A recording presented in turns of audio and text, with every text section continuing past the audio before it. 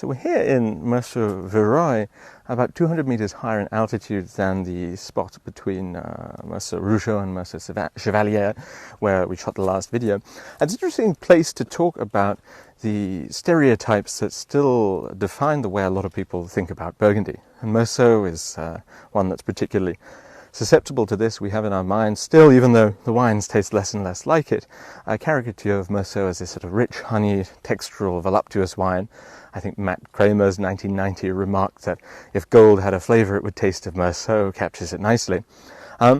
So why, when Meursault is this large appellation that stretches beyond the horizon in this direction, right down beyond the church down there, and somewhere down into the bottom of the valley over there, why is it that we think that all of those wines should have many things in common, should have this shared signature? Villeroy, I think, is a good example of why that's just not incredibly coherent, because if you see the soils up here, they're thin, they're rocky, we're higher in altitude. As you can see, we're in the shadow right now, and right down there the sun is still hitting the vines. So up here you're never going to produce the same sorts of wines as you would down on the plain down there. And I think arguably, just in terms of the characteristics of the site, a site like this is going to produce wines that, in terms of their acidity, the sort of balance that they naturally produce, their scale, their structure, are going to have a lot more in common with an equivalent high-altitude, thin soil parcel of, say, Meursault, than with the characteristics of sites and the wines that they produce down on the plain.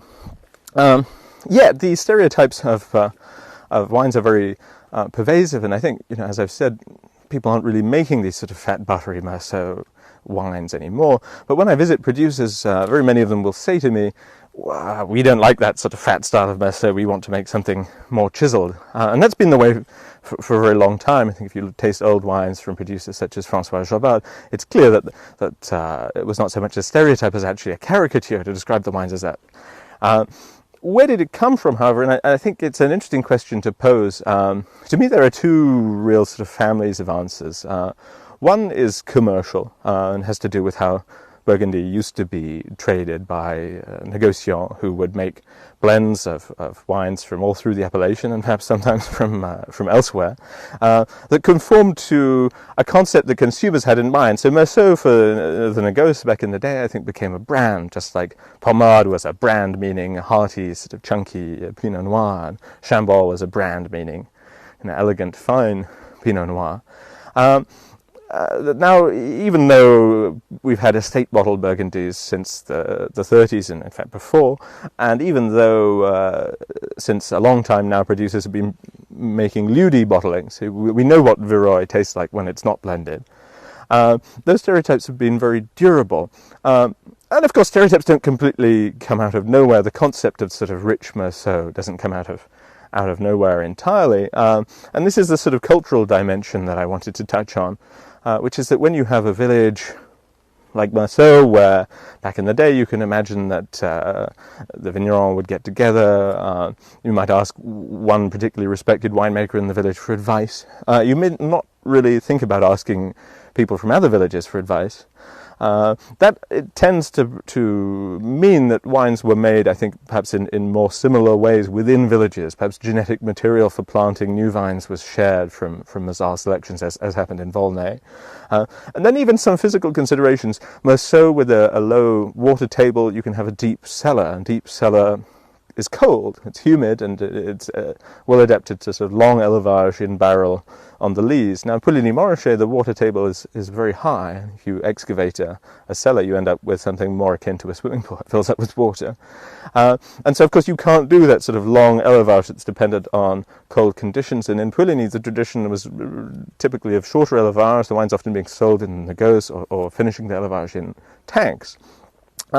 Today, of course, all of those things have sort of broken down, and if you want to replant a vineyard, you don't necessarily get Mazar's selection from in the village. You get it from a nursery. You buy clones. If you want advice, you go to your consulting enologist, who might not even be somebody from the region, let alone the village.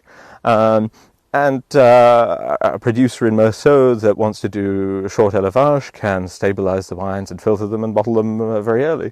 Similarly, a producer in Puligny that wants to extend the élevage can install air conditioning and humidification in the cellar. So there are really no reasons for the wines to all taste the same in the way that there might once have been. So I think today a lot of these stereotypes of villages become particularly tired. I mean, that's very clearly the case of Meursault, which today produces so many of these sort of chiseled, incisive wine styles that to hear talk of rich Meursault is just very hard to reconcile with what you're actually tasting in the glass for the most part.